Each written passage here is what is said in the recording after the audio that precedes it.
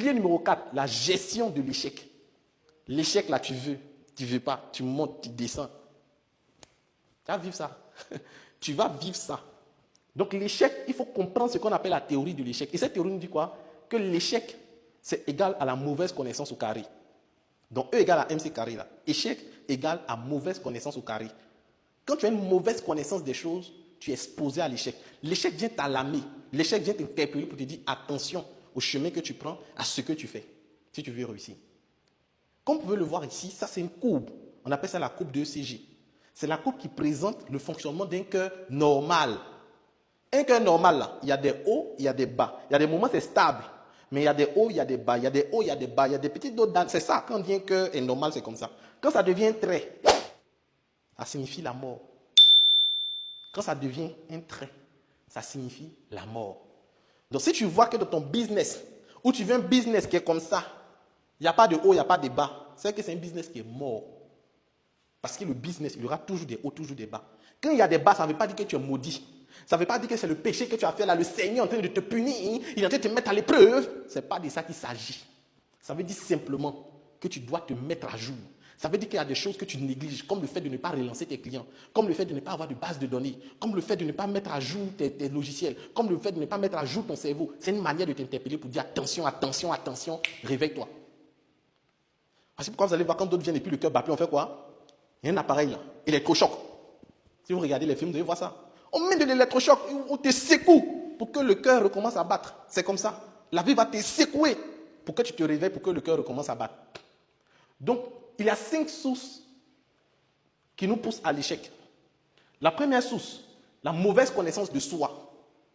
Les gens échouent parce qu'ils ne se connaissent pas. Connais-toi toi-même et le monde s'ouvrira à toi. Te connais-tu? Qui es-tu? Est-ce que tu te connais? Est-ce que tu as appris à t'étudier? Est-ce que tu étudies ta capacité financière? Tu gagnes combien? Tu touches combien? Tu es capable de générer combien? Toi, tu es capable de faire combien? Ta capacité financière. Ta capacité d'endettement. Tu prends les prêts un peu partout là. Quelle est ta capacité d'endettement? Parce qu'il y a des prêts que tu prends là. Tu sais que toi, ta famille, ton oncle, c'est si vous tous vous mettez ensemble, vous ne pouvez pas payer. La dette que tu prends là, même si toute ta famille vous cotisez, vous ne devez pas pouvoir payer. Donc il y a des dettes qu'il faut éviter. La bonne dette, la mauvaise dette. On va parler de gestion financière dans la suite de nos modules. Donc il est important pour toi de comprendre ça. Il faut te connaître ta capacité financière, ta capacité d'endettement, ta capacité de gestion. Tu peux gérer combien de choses? Il y a des gens qui ne peuvent pas gérer plus de 2 projets. Mais tu les vois, ils ont 2, 3 projets. Mais tu ne peux pas gérer tout ça. Parce que toi, quand il y a beaucoup de choses à gérer, tu es embrouillé. Donc concentre-toi sur un business. Parce que tu as une capacité de gestion qui est faible. Capacité de travail. Moi, je suis une machine à travail. Pour bosser comme ce n'est pas permis. Parce que j'ai vécu des épreuves qui m'ont préparé à ça. Moi, je fais le lycée scientifique de Yamoussoukro. Un lycée d'excellence où vraiment on nous mettait la pression, tout.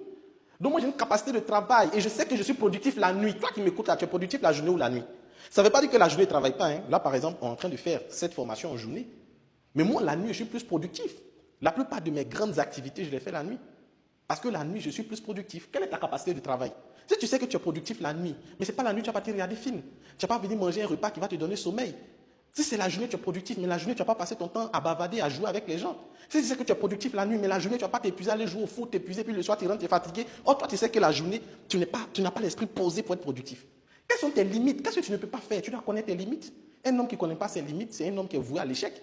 Tu dois savoir à quel moment tu dois t'arrêter, jusqu'où tu es prêt à aller. C'est important. Mauvaise connaissance de votre marché et de ses acteurs. Tu ne maîtrises pas les impôts. Tu ne maîtrises pas les principes de douane, les expéditions, les règlements, le cycle de ton business. Parapluie, on vend ça dans saison de pluie. Si on n'est pas en saison de pluie, tu vends parapluie, ça ne va pas marcher. Donc tu dois savoir le business que je fais. Si je veux vendre des livres, des cahiers, est-ce que je peux venir après la rentrée scolaire importer des cahiers? C'est comme les gens qui font les importations. Quand décembre arrive, ils veulent importer des produits, des cadeaux des enfants. Mais ils ne prennent pas le temps de voir, ça va prendre combien de temps. Et il y a des gens, leurs conteneurs arrivent, ou leur stock arrive après Noël, après décembre. Et en janvier, ils ne peuvent plus écouler. Parce que la saison des fêtes est passée.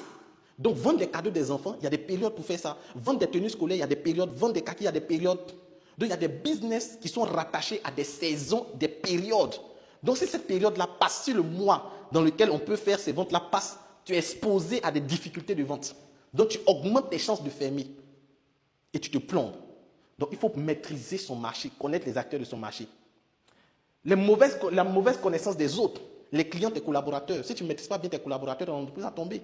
Tu peux être avec des collaborateurs voleurs, menteurs qui viennent en retard, qui ne viennent pas au travail, tout ça. Donc tu dois connaître tes collaborateurs parce que tes collaborateurs peuvent faire tomber ton entreprise.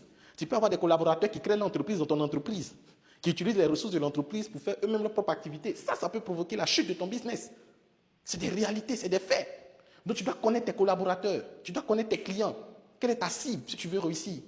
Quatrième élément, le manque de comptabilité.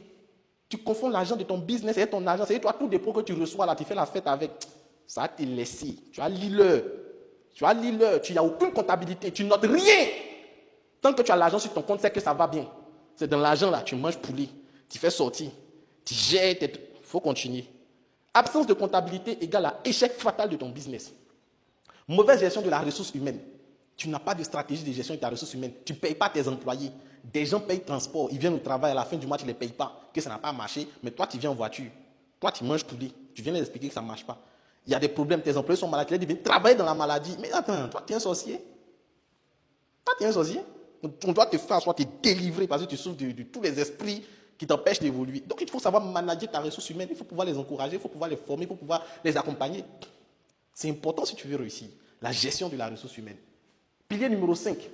Au niveau de la gestion de la ressource humaine, on va aller un peu plus en profondeur. Donc, à ce niveau, il y a des éléments à comprendre. Le manager, il y a des facteurs qui provoquent le conflit au sein d'une entreprise. Par exemple, le manager favorise et privilégie une partie de l'équipe. Si vous avez plusieurs équipes, et puis il y a des équipes qui vont venir, ceux-là travaillent bien, vous là, vous voyez. Quand on dit au travail ici, là, faites comme ceux-là. C'est eux qui travaillent, les voix, je suis fier. Ils font la fierté de l'entreprise, des plaisantins comme ça. Quand vous faites ça, vous êtes en train de diviser vos équipes. Et ça peut créer des problèmes dans l'entreprise. Si tu faisais ça, il faut arrêter. Oui, il faut arrêter. Si tu faisais ça, il faut arrêter. Il y a d'autres qui font ça, mener les enfants. Voici mon enfant. Voici, c'est pas roi qui est là. C'est pas reine qui est là. On a envie de faire comme lui, vous jouez. Arrêtez ça. Vous créez la discorde. Des conflits internes inutiles. Le manager a tendance à favoriser ceux qui ont du mérite et faire de la risée du reste de l'équipe. Ça rejoint un peu ce que j'ai dit, le fait de privilégier une équipe ou une personne. Le manager pratique le diviser pour mieux régner et profite des tensions et des fragilités pour mieux manipuler. Il y a des chefs d'entreprise. Si toi tu es chef d'entreprise, tu fais rapport, des ragots sur tel ou tel, pour s'aimer la zizanie, pour manipuler chaque employé. Ça peut être source de conflit et d'échec. Donc l'un des éléments, l'un des piliers de réussite, c'est la gestion de la ressource humaine. Élément numéro 4, le manager prend régulièrement et publiquement la défense des gens en faute grave. Tu sais que la personne s'est trompée, tu dis, oh laissez, c'est rien. Donc ça fait que souvent le responsable hiérarchique même a peur d'intervenir parce qu'on se dit, ah lui là, c'est le bon petit du boss, hein. C'est là, c'est la chouchou du boss, tu l'as touché, là, tu as eu problème. Donc elle fait bien, fait mal, les gens laissent. Et ça va faire tomber ton entreprise. Il y a d'autres qui font ça parce que c'est leur frère. Non, c'est le frère du DG, hein. C'est la soeur du DG, hein. C'est la femme du DG, hein. Ah, c'est le mari de la DG, hein. C'est la cousine. Et puis ils sont là, ils font des bêtises dans l'entreprise, les gens ne peuvent pas parler. Quand c'est comme ça, ah, donc c'est nous. Nous tous on fait ça. Nous tous on fait ça. Puisqu'ils font, on ne parle pas. Nous aussi on fait. L'autre élément, le manager ne paie pas à temps les salaires. Ouh! Les salaires. Je ne sais pas comment les gens même négocient salaire. Je dis aux gens, comme vous n'avez pas appris à être salarié avant d'être entrepreneur, là, c'est pour ça que vous faites ça. Moi, j'ai la chance d'être employé et entrepreneur. Oh, je paye les salaires des gens. Les gens viennent au travail, mais il faut les payer. Tu ne peux pas venir aux gens, non, il n'y a pas de salaire. L'autre élément, le manager entretient des relations amoureuses avec les employés. Ouh! Femme comme garçon. Tu as ton pain, tu as ton gars, tu as ta go dans l'entreprise. Ça aussi, ça crée des conflits. Donc, il est important pour vous de savoir gérer ça. Sinon, l'entreprise, un bon matin, vous venez, ça se déchire les habits.